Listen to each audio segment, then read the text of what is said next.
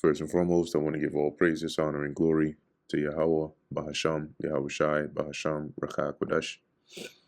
Double honors to the elders and the apostles of Great Millstone, and peace and blessings to the elect. And today we're going to go into the book of Ecclesiastes, the 6th chapter. There is an evil which I have seen under the sun, and it is common among men. A man to whom God hath given riches, wealth, and honor, so that he wanteth nothing for his soul of all that he desireth. Wanting meaning there's nothing that he's lacking. Everything that he wants, he has through his riches, wealth, and honor. Yet God giveth him not power to eat thereof, but a stranger eateth it. This is vanity, and it is an evil disease. So this is one who has been, blessed with all these riches and so on and so forth. But then something happens, whether they die or, are incapable of actually enjoying those. And it is left onto a stranger or somebody else to then be able to indulge. And Solomon says this is also vanity, because what was the point then of him gaining all of those riches, wealth, and honor? If a man beget 100 children and live many years, so that the days of his years be many, and his soul be not filled with good, and also that he have no burial, that is a proper burial, I say that an untimely birth is better than he, because you can live long, right? And live many years, you can have many children, and yet you don't live a life that's filled with joy, just sorrow and misery. And then at your death, you don't even have a burial or a proper burial. Solomon's saying here that an untimely birth, somebody that that died at birth, okay. It says here, right, in the NLT, it would have been better for him to be born dead. So a stillborn or somebody that died at birth is better off than such an individual here. For he cometh in with vanity and departeth in darkness, and his name shall be covered with darkness. So that's his whole life, right? He came into the world, he labored, but everything was pointless, right? He suffered a hard life and then died. And then that was it.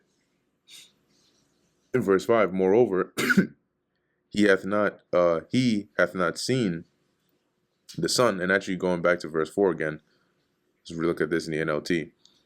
It says his birth would have been meaningless, and he would have ended in darkness.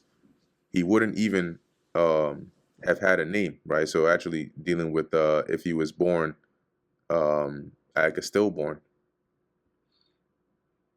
It says, and he would never have seen the sun or known of its existence, yet he would have had more peace than in growing up to be an unhappy man, right? So verse 4 is actually dealing with continuing the thought from verse 3, when Solomon says an untimely birth, meaning one that, died at birth, would have been better off than this man who lived many years, but in misery and sorrow. Because the one who died at birth, as it says, he would have came in vanity, departed in darkness, and his name shall be covered with darkness. So the one who died at birth wouldn't even have to, suffer these things that this man that lived long suffered, because as it says, his birth would have been meaningless, and it would have ended in darkness, meaning death, and he wouldn't even have had a name. So it's like he wouldn't even have existed, like he wouldn't even have been. And it says here, moreover, he hath not seen the sun, because he died at birth, nor known anything. This hath more rest than the other, right? He would have been more at peace or happier than the one who suffered this hard life. Yea, though he live 1,000 years twice old, yet hath he seen no good. Do not all go to one place? He says he might live 1,000 years twice over, but still not find contentment. And since he must die like everyone else, well, what's the use, right? So somebody else that dies young, but they don't suffer the same as you, and then you live twice as, let's say like 2,000 years old, and you're still going to die just like this other person. So what's the point in living 2,000 years old? It doesn't give you any edge over this person if you both go to the same place at the end of the day.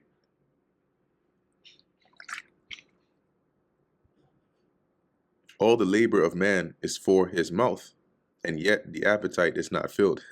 So you work and you work and you work. Really, it's to feed yourself, to take care of yourself, and yet it's like trying to fill up a dark void. It's never filled. So that means you're going to continually have to labor and labor and labor. And once again, it's like being in a hamster wheel. For what hath the wise more than the fool? What hath the poor that knoweth to walk before the living? It says here, so are wise people really better off than fools? Do poor people gain anything by being wise and knowing how to act in front of others? Better is the sight of the eyes than the wandering of the desire. And the reason he's saying this in verse 8 is because, like he just mentioned, we are all under the the effects of mortality. Okay, the things that you do in life. Remember, Solomon is speaking from a purely, carnal experience based experiment.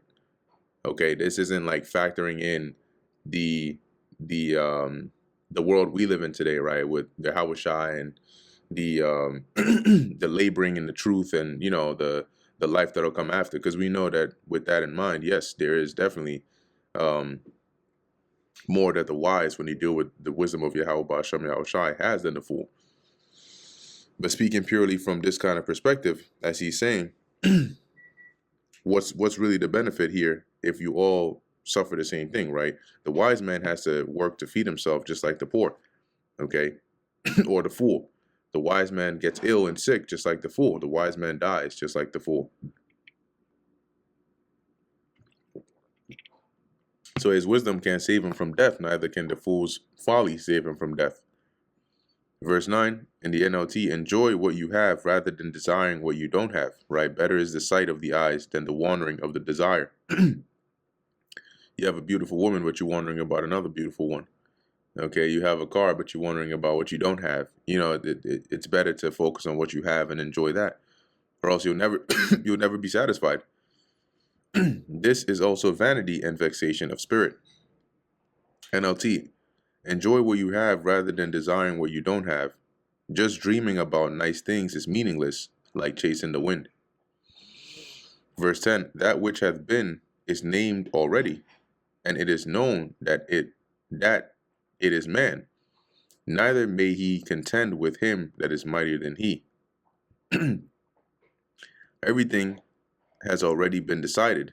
It was known long ago what each person would be. So there's no use arguing with God about your destiny, because it's already set. Some people believe that, you can change your fate or destiny and so on, but that's not the case. You're going to end up where the Lord has set you up to end up. That's the scriptures tell you that, right? Who hath resisted his will? And the answer is no one. Verse 11, seeing there be many things that increase vanity, what is man the better? The more words you speak, the less they mean. So what good are they? NIV, the more the words, the less the meaning. And how does that profit anyone? And likewise, right, it goes back to certain, even a previous chapter about keeping your not being rash with your mouth, because I went into that quote, right? A fool, dealing with a fool, it is better to remain silent and to be thought a fool than to speak and remove all doubt. So if you can get a point across in one sentence, why make it a paragraph? Verse 12, for who knoweth what is good for man in this life? All the days of his vain life which he spendeth as a shadow. For who can tell a man what shall be after him under the sun? It says here, in the few days of our meaningless lives, who knows how our days can be spent? Our lives are like a shadow. Who can tell what will happen on this earth after we are gone? So keep in mind, Solomon is saying this from the perspective of, like, he said that he gave his mind to know wisdom, and he looked and experimented, right? Looking at all different kinds of lifestyle that people have lived, right? And the things that they've labored for, the rich, the poor, the oppressed. And he started to observe these things and he compiled them, right, into these thoughts of wisdom here. So that's why he's speaking like this, as he's saying, really, when you look at it, your life is it's temporary. Most of the things you do in life are vain. They're like a shadow. It's there one time, then the next is not. And once you're gone, you don't know what's going to happen after you're gone. Oh, guess that was it for that chapter. So that brings us to the end of the book of Ecclesiastes, the 6th chapter. As you can see, when speaking in these words, especially when you read in these words of wisdom in the Old English, sometimes it's easier when you look at it in some of the other translations, multiple different ones, and you can see sort of the point that is being made by Solomon here. So, Lord willing, that was edifying to the elect. In closing, I want to give all praises, honor, and glory to Yahweh, Bahasham, Yahweh Shai, Bahasham, Rakha Kodash. And until next time, Shalom.